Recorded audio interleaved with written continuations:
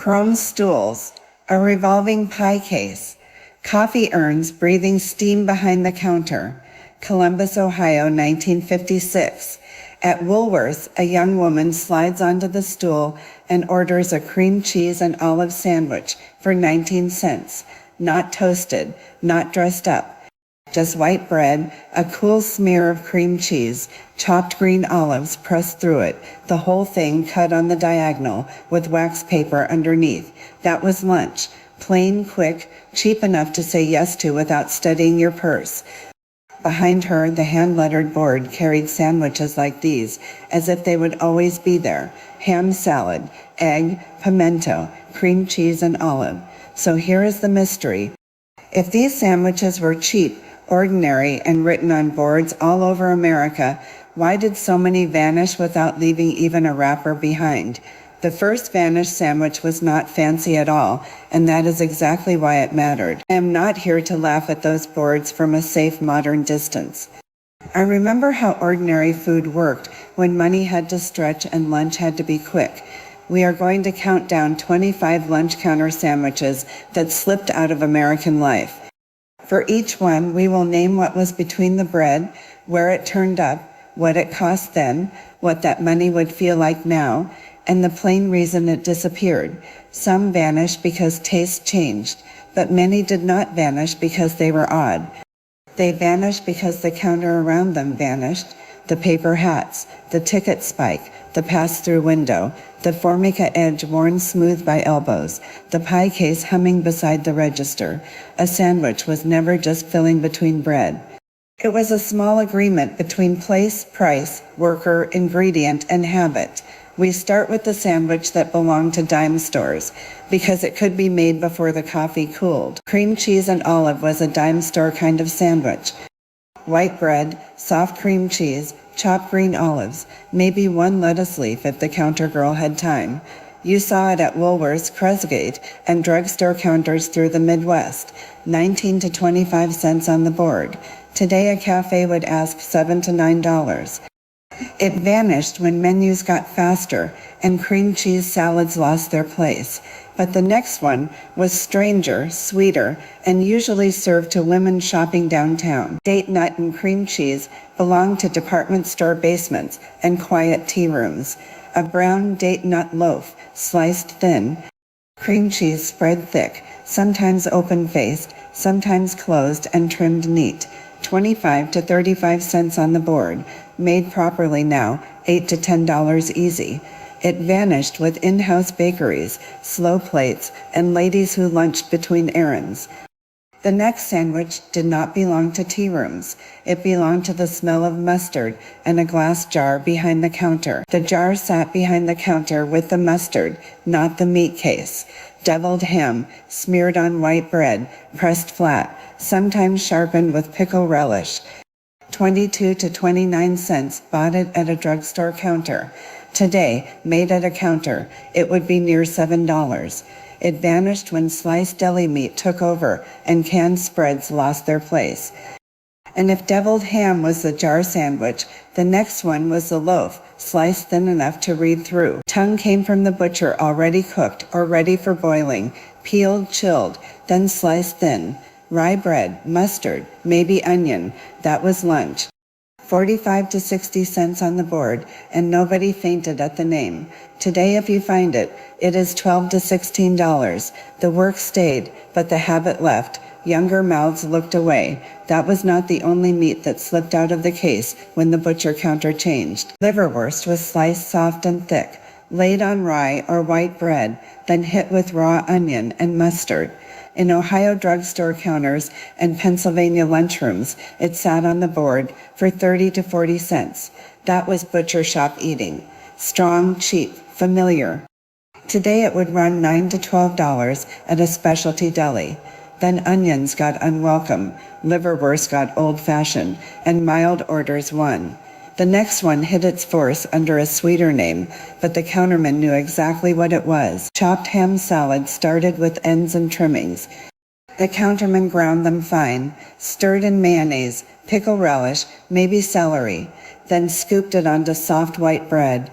At Cresgate's, or any little counter with a board, It ran 25 to 35 cents. Cheap meat made useful. Then rules tightened, scraps disappeared, and sliced ham behaved better. But the next sandwich was not made from leftovers. It was made from a fish tin and confidence. The sardine sandwich needed no cooking. Rye bread, butter or mayonnaise, a few fish from the tin, onion if the counter had it, pickle if it did not. In railroad towns and coastal drugstores, it sat on boards for 35 to 45 cents. Today, decent tinned fish makes that $10 to $14. But close rooms changed everything. One open tin could own the air. The next one also came from a can, but it wore a church supper face. Salmon salad on toast was the polite one. Canned salmon, mayonnaise, chopped celery, and lemon if the counter had it. Forked together in a white crock, spread thick on toast, served open-faced or closed. Across the Midwest and Pacific Northwest, it ran 35 to 50 cents. Now that plate lands near $11 to $14. Salmon rose, tuna stayed cheap, and counters quit keeping separate bowls. And once tuna took over, even tuna had a version that lunch counters later forgot. Tuna salad went on white bread with 1 square of American cheese. The cook smeared oleo on the outside, set it on the flat top, and browned it until the cheese sagged. At Woolworth-style counters, it ran 45 to 55 cents. Today it is $9 to $13, with thick bread and a name. The old one needed cheap slices, hot steel, and a counter girl moving fast. The next sandwich came hot too, but it depended on a gravy well most counters no longer keep. The hot beef commercial was roast beef sliced thin over white bread, mashed potatoes beside it, and brown gravy poured until the plate quit being separate things. In a Midwest lunch counter, it cost 65 to 85 cents. Not fancy. Just the daily roast, the steam table pan, the gravy ladle. When counters lost those wells and roasts, the sandwich lost its home. But before beef had gravy, another hot sandwich carried the taste of Sunday dinner into Monday noon. The turkey came on white bread, carved warm, with giblet gravy over the top and maybe dressing tucked under the second slice. 75 to 90 cents bought it at department store lunchrooms and drugstore counters. The trick was the bird. Someone had to roast it, lift it, carve it, save the pan drippings. Once counters switched to frozen portions and ladles from a bag, that sandwich quit being itself. The next one was colder, cheaper, and wrapped so tight the wax paper showed every corner. Pimento cheese on white was a lunch counter bargain, 25 to 35 cents depending on the town. Grated cheese, pimento, mayonnaise, maybe onion, spread thick on soft bread. It belonged to the South and the border states, but chain counters tried it because it was cheap and fast. Then menus got standardized. Regional spreads lost their space.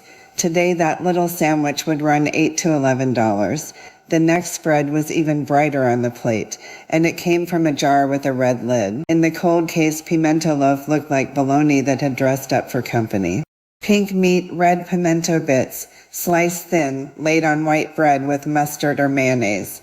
At drugstore counters through the Midwest and South, it cost 25 to 30 cents. Cheap, quick, familiar. Then the meat cases shrank. The odd loaves lost their slots. Today, an old-style deli version would run $7 to $9. Another loaf followed it out the door, but this one had olives staring back from every slice. Olive loaf was a show-off slice. Pale meat, green olive rings, little red centers looking straight at you from the bread. At Woolworth's, Kreska's, and small counters, they laid it thin with mustard on white or rye. 25 to 35 cents then, $8 to $10 now.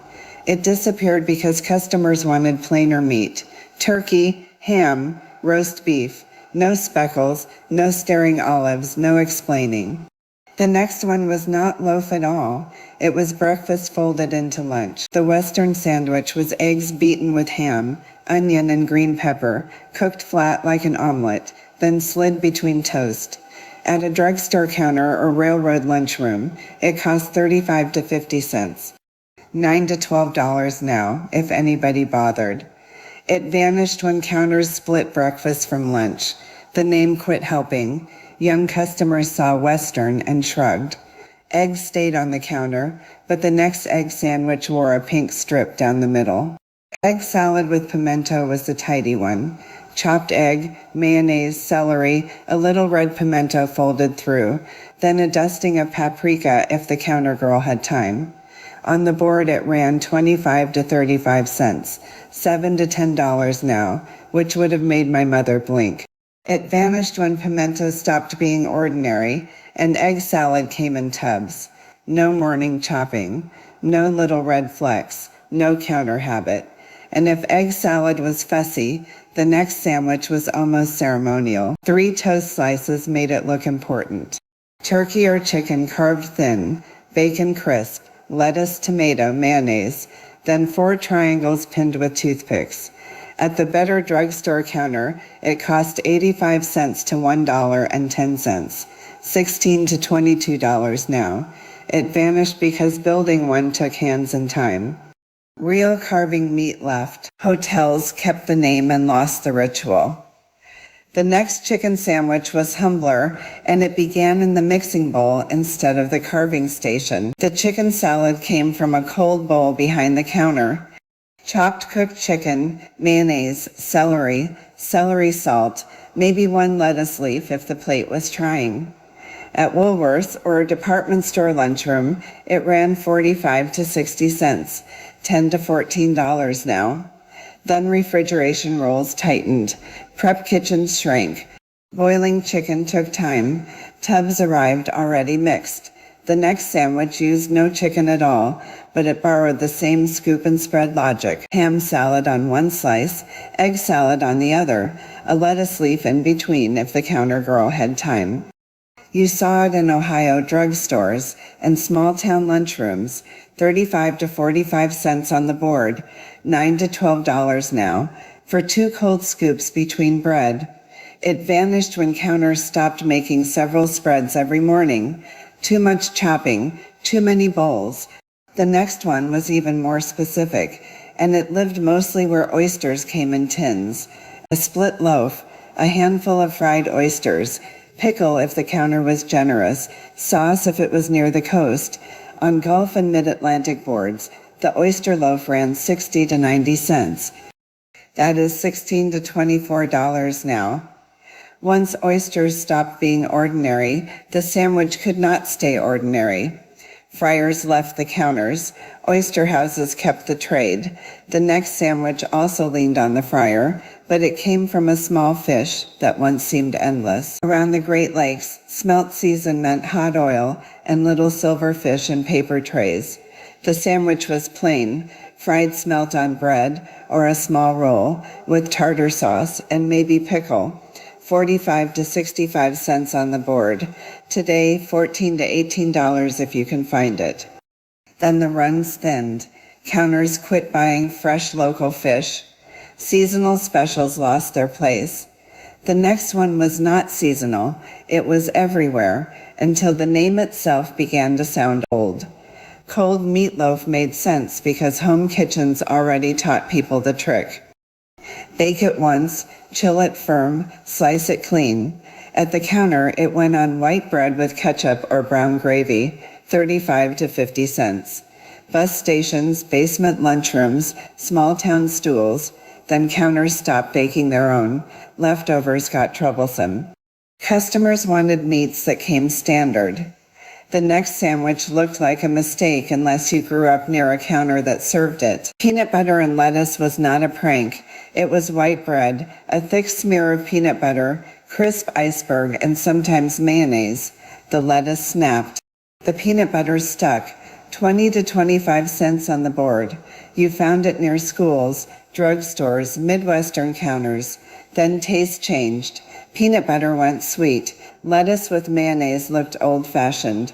Cheap oddities got erased. The next one sounds even plainer, but it carried a whole economy of dairy cases with it. Cottage cheese and pineapple sat behind the glass like a salad plate, waiting for bread. White slices, lettuce leaf, a scoop of cottage cheese, crushed pineapple, sometimes mayonnaise. Date bread if the counter was feeling fancy. 30 to 40 cents bought it in a department store lunchroom. Today that is $8 to $11. It vanished because wet fillings slowed everything down. Counters closed, salad plates left the menu. And the last sandwich was the one that needed the whole lunch counter to exist around it. White bread hit the buttered flat top, then American cheese softened under a bowl or lid, sometimes tomato, sometimes bacon. At many dime store counters, they called it a toasted cheese dream. The board said 35 to 45 cents. Now the same idea costs $9 to $13 with a fancier name. But the old dream needed the flat top, the short order cook, the counter stool, and the cheap hot plate. That is the trick. The sandwich did not vanish alone. By the late 1960s, the counter itself was becoming the expensive part. Not the ham, not the egg salad, not the slice of cheese under waxed paper. The problem was the person standing there making one small sandwich at a time. The grill had to be cleaned, the lettuce had to be kept cold. The soda fountain needed room, the stool had to turn. Then the stores changed. Drugstores wanted shelves, department stores wanted floor space, chains wanted menus that moved faster and looked the same in every town. A lunch counter sandwich was a little agreement. Place, price, worker, ingredient, habit. Break one, and the whole thing wobbled. So when Ruth remembers the board, she is not just remembering lunch. The board came down last. First went the chrome stool, then the paper check, then the ticket spike beside the coffee urn. The pie case went dark, and the prices and cents looked foolish under new lights. That is why the sandwiches vanished. Not because people stopped being hungry. The bread changed, the fillings changed, the workers left, the counters were torn out, the habit broke. A lunch counter sandwich needed all of it at once. So tap subscribe if you want more of these small lost meals, and tell me below which sandwich you remember or heard about at your family table. Thank you for sitting a while.